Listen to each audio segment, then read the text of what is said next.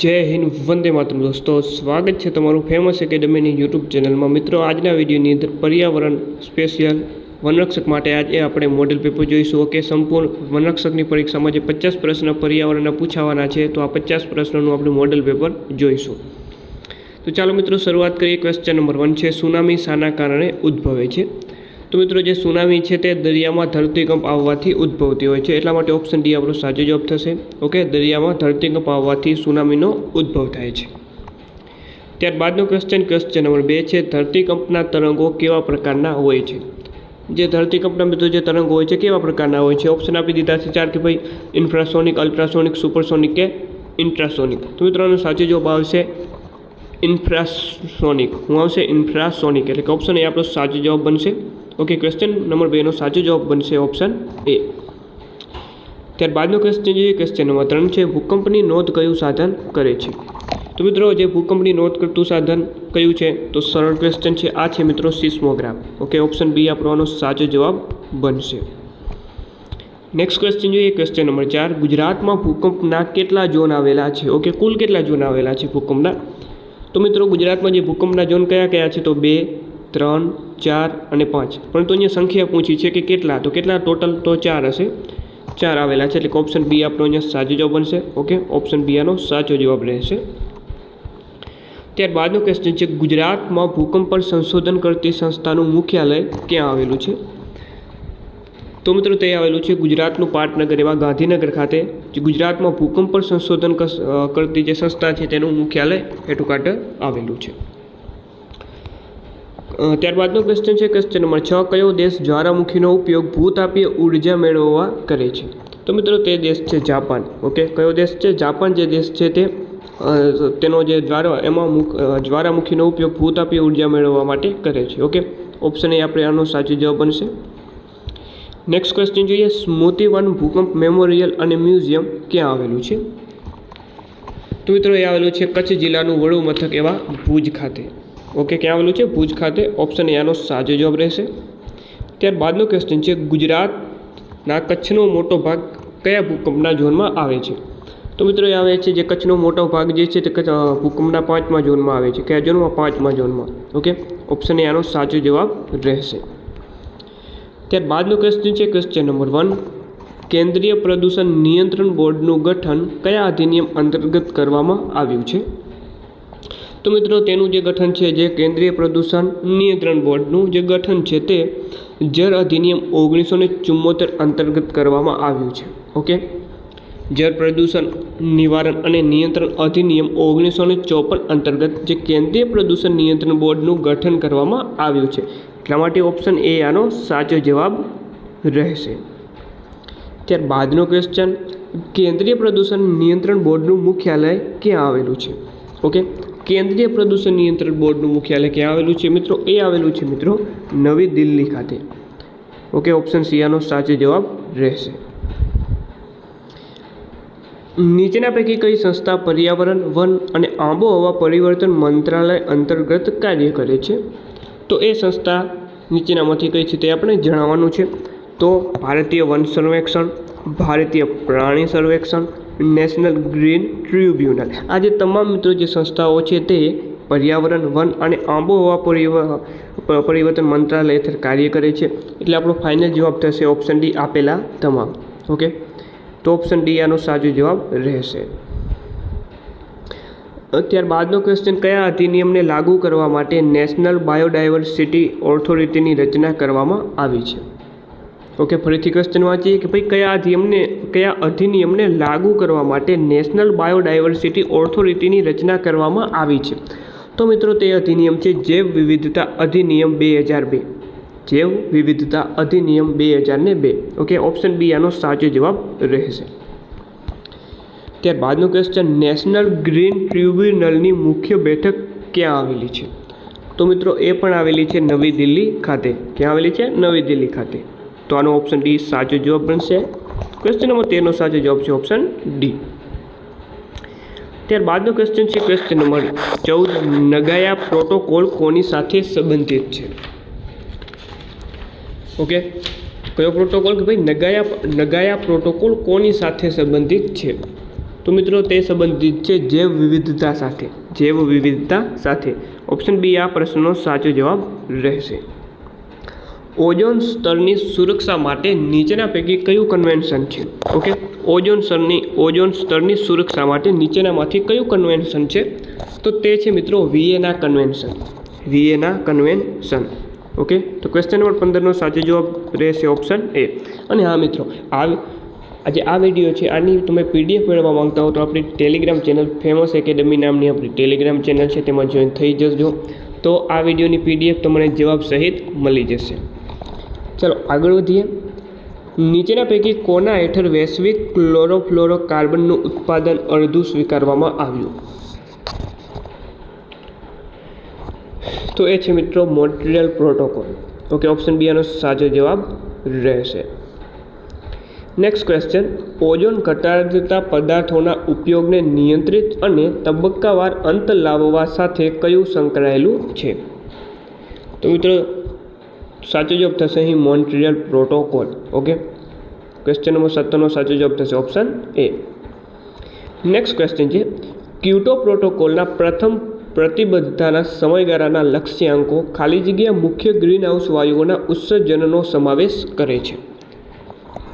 તો મિત્રો અહીંયા ઓપ્શન ડી આપેલો નથી, પરંતુ ઓપ્શન ડી આપણે અહીં ઉમેરી દઈએ. ઓકે, એમાં આવશે 6, પણ સાચો જવાબ પણ આપણો આવશે ઓપ્શન ડી 6. ઓકે, ત્યારબાદનો ક્વેશ્ચન જોઈએ. ગ્રીન હાઉસ ગેસના સ્ત્રાવની મર્યાદા નક્કી કરવા નીચેના પૈકી કઈ પ્રથમ બેઠક મળી?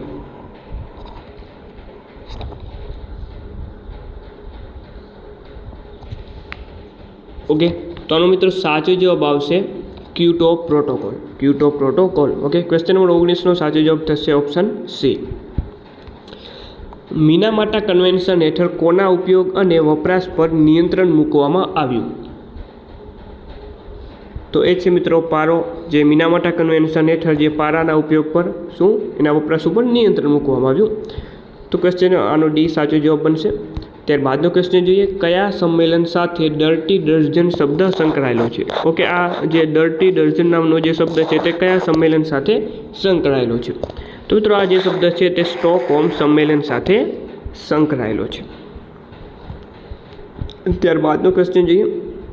મોન્ટ્રીયલ પ્રોટોકોલ હેઠળ કયા ઓઝોન ક્ષારણ કરતા પદાર્થોના ઉત્પાદન તથા ઉપયોગમાં ઘટાડો લાવવાના પ્રયાસો ચાલુ છે? તો એમાં મિત્રો આવશે ક્લોરોફ્લોરોકાર્બન, હેલોન, બ્રોમોમિથેન. તો આ તમામ આવશે, એટલે ફાઇનલ જવાબ આવશે option D. Okay, question number 22નો સાચો જવાબ રહેશે option D. Next question. Germany અને IUCN, okay, international union for conservation of nature દ્વારા વર્ષ 2011માં ક્ષતિગ્રસ્ત થયેલી જમીનને પુનઃસ્થાપિત કરવા કઈ ચેલેન્જ શરૂ કરવામાં આવી? તો મિત્રો સાચો જવાબ થશે અહીં બોન ચેલેન્જ. જંગલ વિષયક સંશોધન કરતી જંગલ સંશોધન સંસ્થા કયા સ્તરે આવેલી છે? તો આ તો એકદમ સરળ ક્વેશ્ચન છે મિત્રો. તે આવેલી છે દેહરાદૂન ખાતે. ક્યાં આવેલી છે? દેહરાદૂન ખાતે. ઓપ્શન સી સાચો જવાબ બનશે. નેક્સ્ટ ક્વેશ્ચન જોઈએ. TERIની સ્થાપના ક્યારે કરવામાં આવી હતી? તો મિત્રો તેની સ્થાપના 1974માં કરવામાં આવી હતી. ત્યારબાદનો ક્વેશ્ચન. IPCCનું વડું મથક ક્યાં આવેલું છે? ઓકે, IPCCનું વડું મથક ક્યાં આવેલું છે? તો મિત્રો એ આવેલું છે જીનીવા ખાતે. ઓકે, સ્વિટ્ઝરલેન્ડના જીનીવા ખાતે IPCCનું વડું મથક આવેલું છે. ઓકે, આનું મિત્રો વર્ષ વનરક્ષકની પરીક્ષા જે 2022માં લેવામાં આવી હતી તેમાં IPCCનું પૂરું નામ પૂછાઈ ગયું. તો IPCCનું પૂરું નામ ખાસ આપણે યાદ રાખશું. તેનું પૂરું નામ થશે intergovernmental panel on climate change. Okay, શું સાચું જવાબ? આનું પૂરું નામ શું થશે? Intergovernmental panel on climate change. Okay, Austria છે. તો ઓસ્ટ્રિયા ક્યાં આવેલું છે? ઇટાલીમાં આવેલું છે. પેરિસ ફ્રાન્સનું. ઓકે, ન્યુયોર્ક અમેરિકાનું. ત્યારબાદનો ક્વેશ્ચન જોઈએ. ખાદ્ય અને કૃષિ સંગઠનની સ્થાપના કયા વર્ષમાં કરવામાં આવી હતી? Okay, FAO food and agriculture ઓર્ગેનાઇઝેશનની સ્થાપના કયા વર્ષે કરવામાં આવી હતી? તો મિત્રો તેની સ્થાપના 1945માં કરવામાં આવી હતી. ઓકે, આનું હેડક્વાર્ટર ક્યાં આવેલું છે મિત્રો? ખાદ્ય અને કૃષિ સંગઠનનું હેડક્વાર્ટર ક્યાં આવેલું છે? તો મિત્રો તે આવેલું છે ઇટાલીના રોમ ખાતે. ક્યાં આવેલું છે? ઇટાલીના રોમ ખાતે આનું હેડક્વાર્ટર આવેલું છે. ઓકે, ત્યારબાદનો ક્વેશ્ચન જોઈએ. IUCNનું વડું મથક ક્યાં આવેલું છે? ઓકે, IUCNનું પૂરું નામ પહેલું તો શું થશે? તો કે international union for conservation of nature. અને તેનું હેડક્વાર્ટર ક્યાં આવેલું છે? તો મિત્રો તેનું હેડક્વાર્ટર આવેલું છે ગ્લાન્ડ ખાતે. ઓકે, સ્વિટ્ઝરલેન્ડના ગ્લાન્ડ ખાતે આનું હેડક્વાર્ટર આવેલું છે. ચિલ્કા બચાવો આંદોલન કયા રાજ્ય સાથે સંબંધિત છે? તો મિત્રો તે સંબંધિત છે ઓડિશા રાજ્ય સાથે. ઓકે, ઓડિશાની રાજધાની કઈ છે? ભુવનેશ્વર. ઓડિશાના વર્તમાન CM કોણ છે? તો એ છે મિત્રો નવીન પટનાયક. નેક્સ્ટ ક્વેશ્ચન જોઈએ. ભારતનો સૌથી ઊંચો બંધ કયો છે? ભારતનો સૌથી ઊંચો બંધ તો એ છે મિત્રો ઉત્તરાખંડમાં આવેલો ટેહરી બંધ. નર્મદા બચાવો આંદોલનની શરૂઆત ક્યારે થઈ હતી? નર્મદા બચાવો આંદોલનની શરૂઆત મિત્રો ક્યારે થઈ હતી? તો મેઘા પાટકર દ્વારા વર્ષ 1985માં નર્મદા બચાવો આંદોલનની શરૂઆત થઈ હતી. સાચો જવાબ બનશે અહીં ઓપ્શન ડી 1985.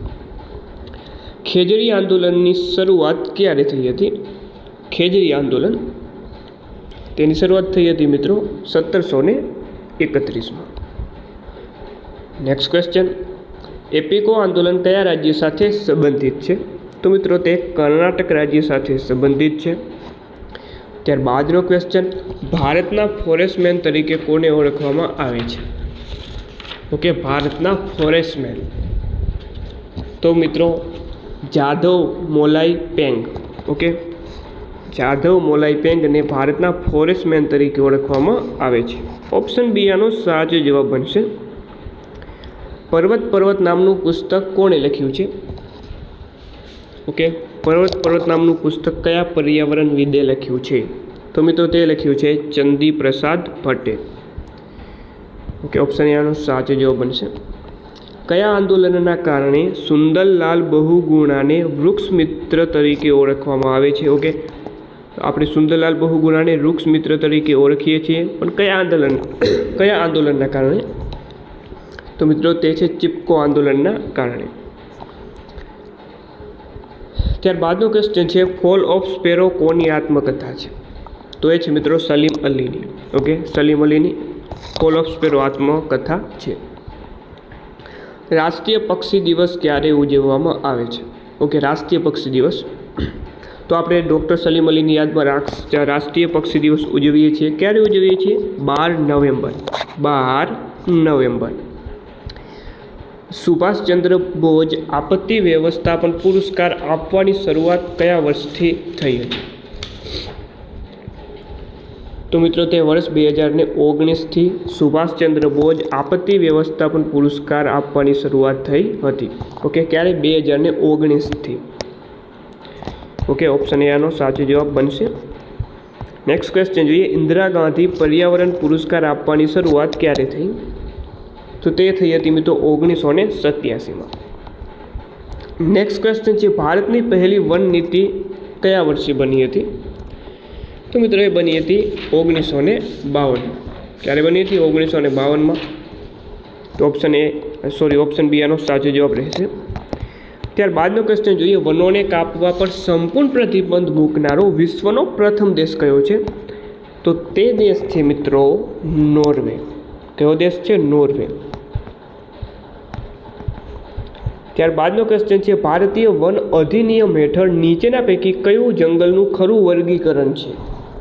ઓકે, ભારતીય વન અધિનિયમ 1927 હેઠળ નીચેના પૈકી કયું જંગલનું ખરું વર્ગીકરણ છે?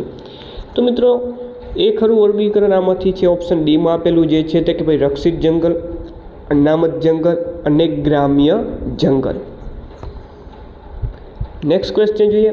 કયો અનુચ્છેદ પર્યાવરણનું જતન અને સુધારણા કરવાની અને જંગલો અને વન્યજીવનના રક્ષણ કરવાની બાબતનો છે? તો એ મિત્રો છે અનુચ્છેદ 48A. ઓકે, અનુચ્છેદ 48A. Next question. વન્ય પ્રાણી સંરક્ષણ અધિનિયમ 1972 ભારતમાં નીચેના પૈકી કયું આરક્ષિત વિસ્તારની જોગવાઈ કરે છે? તો મિત્રો આનો સાચો ઓપ્શન ડી અહીંયા આપેલો નથી, પરંતુ ઓપ્શન ડી આપણે જોડી દઈએ કે ભાઈ સંરક્ષણ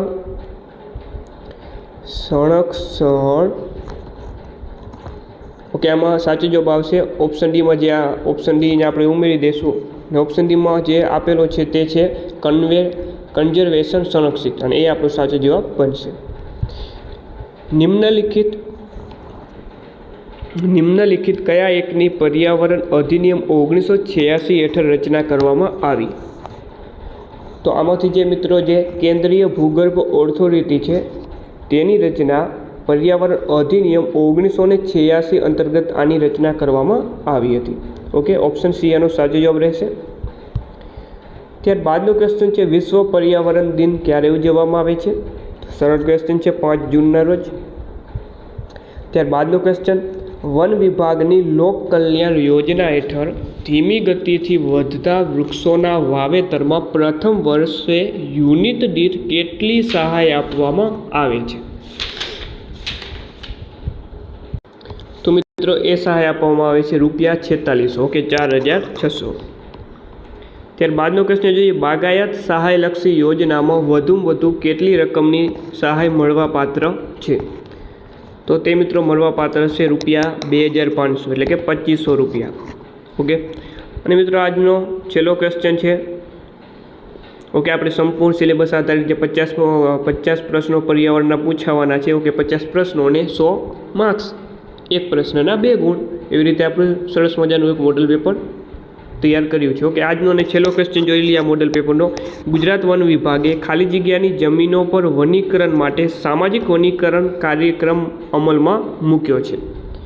તો મિત્રો અહીંયા સાચો જવાબ આવશે વન વિસ્તાર સિવાયની. ઓકે, વન વિસ્તાર સિવાયની.